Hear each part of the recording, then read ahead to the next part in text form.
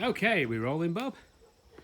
2012, I think it's 12. Kawasaki KLX250S. So let me tell you how this bike came my way first.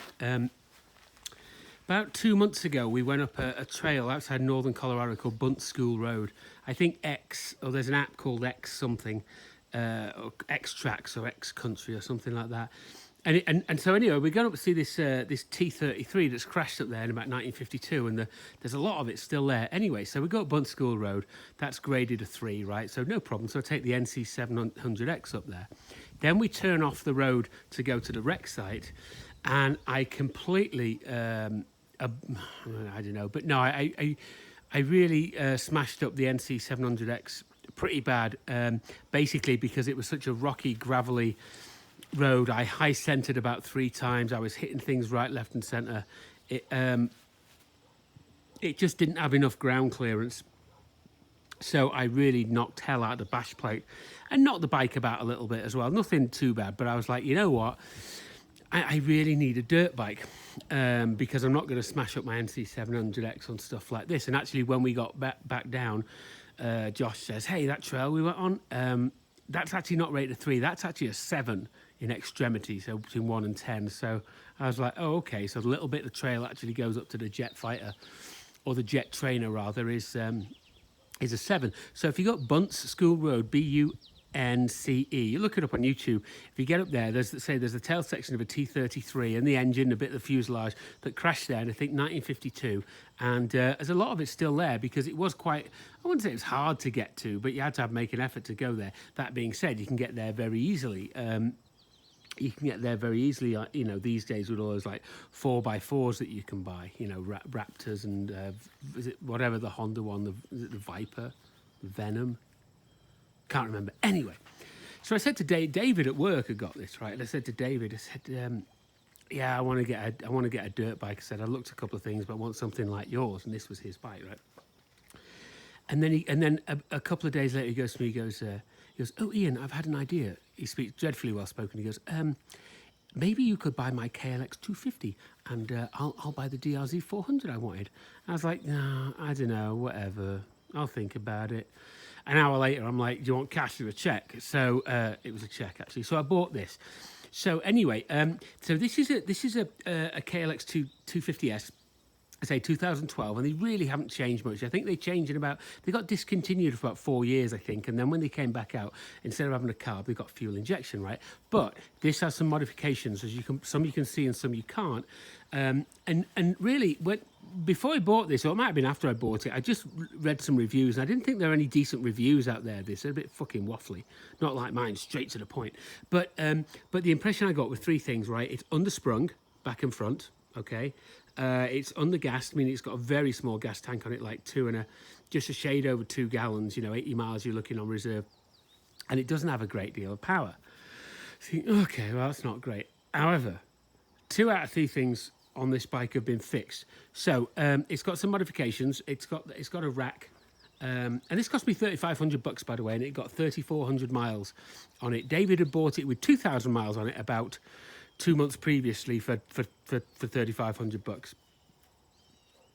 So it's got these racks on the back. So that's one thing it's got. I put this tail bag, this again cheap eBay tail bag. I just bolted it onto this rack here, so I got something little there. It's got a pipe, and I think it's an FMF. Yeah, it's an FMF pipe. So we've got an FMF pipe on it. Fantastic. I actually put the skid plate on it, so I dropped about, I can't remember what make it is, but it's about $90 for this skid plate. A lot of skid plate choices available for these. Funny thing is, most of them don't cover the water pump.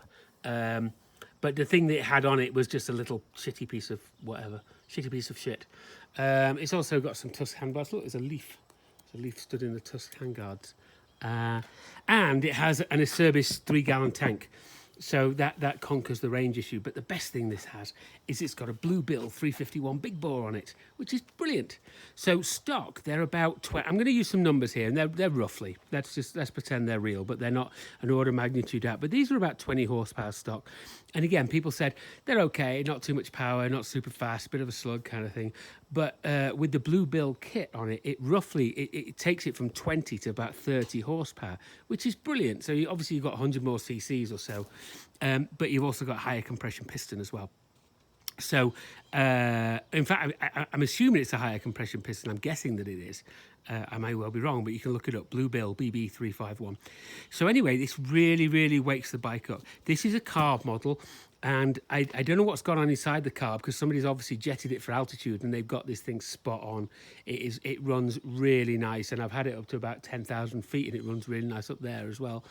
It also has an airbox mod where you take the airbox isn't here, and you take the lid off and take the snorkel out and just run a foam filter on it. So that's pretty good as well. And then on the back, somebody's put a trial tyre, a 418 trials tyre in it. And I've read about the trials tyres on dirt bikes. And I'm not saying I don't buy it, but I don't know. I guess I don't get it. And I think these come standard with Dunlop 605. That's an MT45 on it. Is it Pirelli? Yeah, Pirelli MT45. MT43, I'm sorry, MT43. And on the front is a Pirelli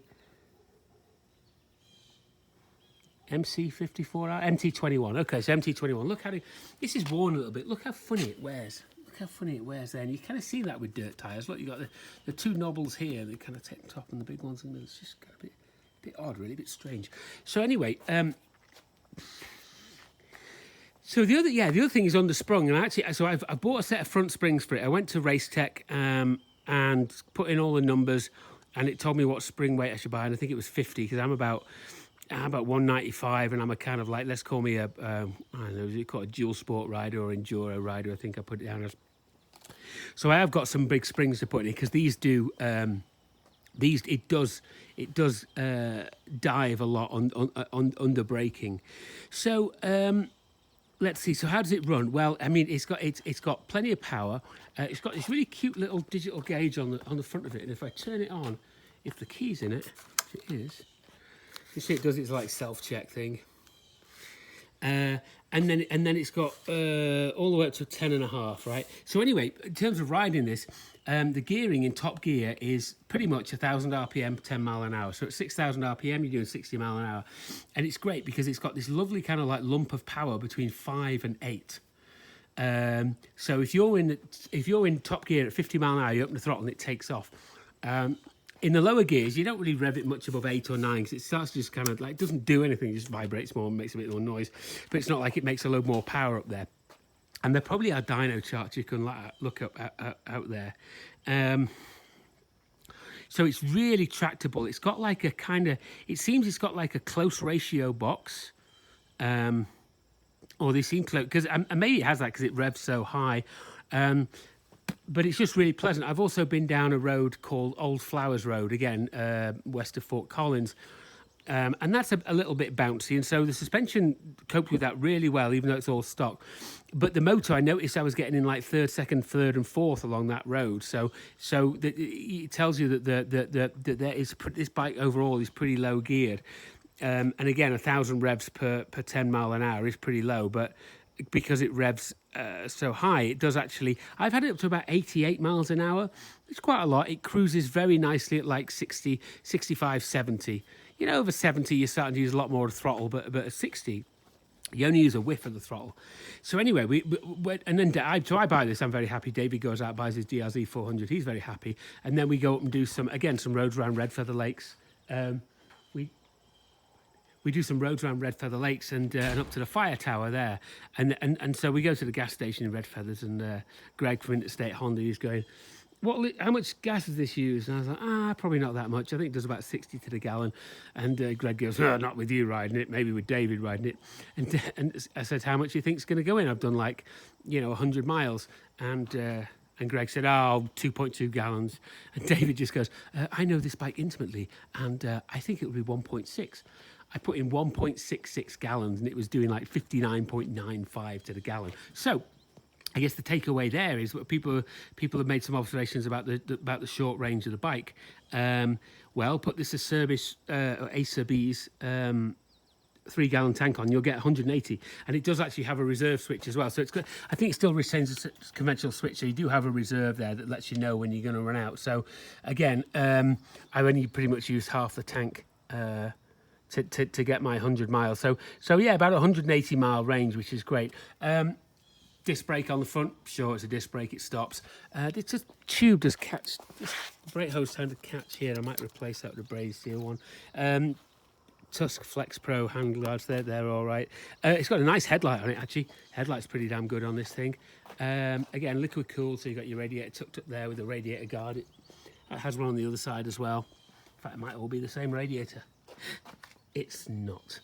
It's the standard headers, and you can get power bombs for these. I don't know if it makes any difference or not. Meant to give you more torque at the bottom. And like I say, it's the stock CV carb. They went to fuel injection. Some people said the fuel injection made it better. Maybe it might cope with altitude a little bit better because, you know, fuel injection self-corrects. But the CV carb, like I said, it worked well in my mind. And I like CV carbs on dirt bikes because, look, you know, when you open the throttle, they get this lovely kind of lazy kind of pickup. And so they don't suddenly rev the knackers off it. I'll just get a cup of tea here.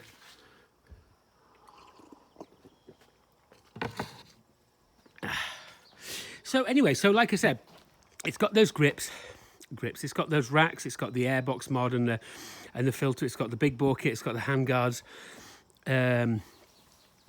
It's got the now it's got a bash plate that I put on it, and like I said, I bought the front springs, which I haven't done anything with, and I put that little tail bag on it.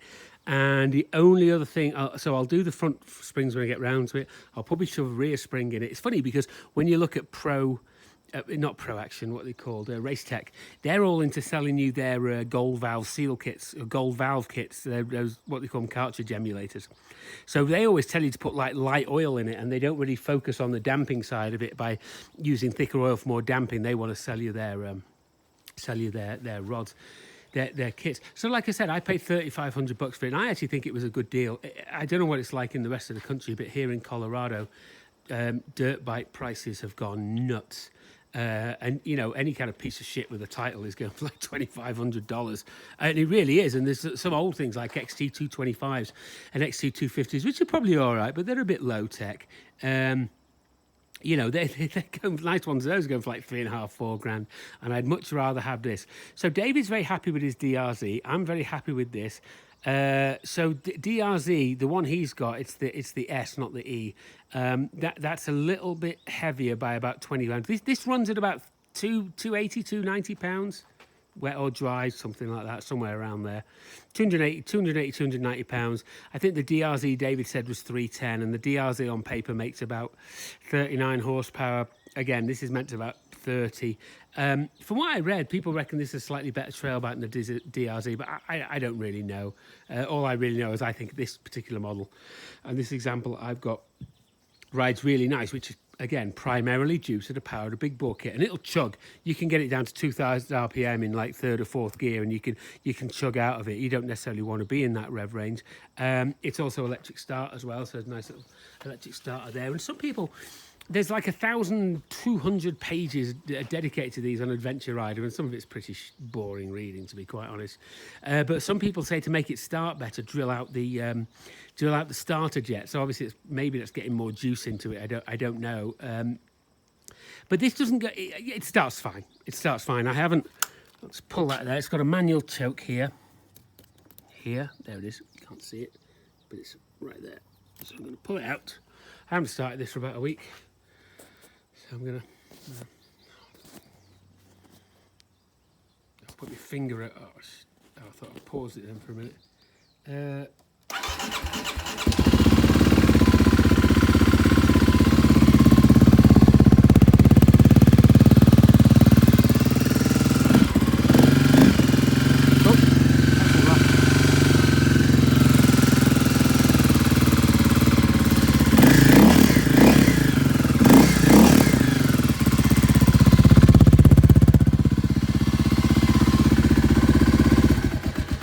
So that's what it does. It is a bit cold-blooded, that's the expression they use, where it means you need to choke it a little bit and leave the choke on for like a minute or so. But once it warms up, it does idle nicely. I do think that the pilot air screw needs to just come in a tiny bit and just weaken it off a little bit at the bottom.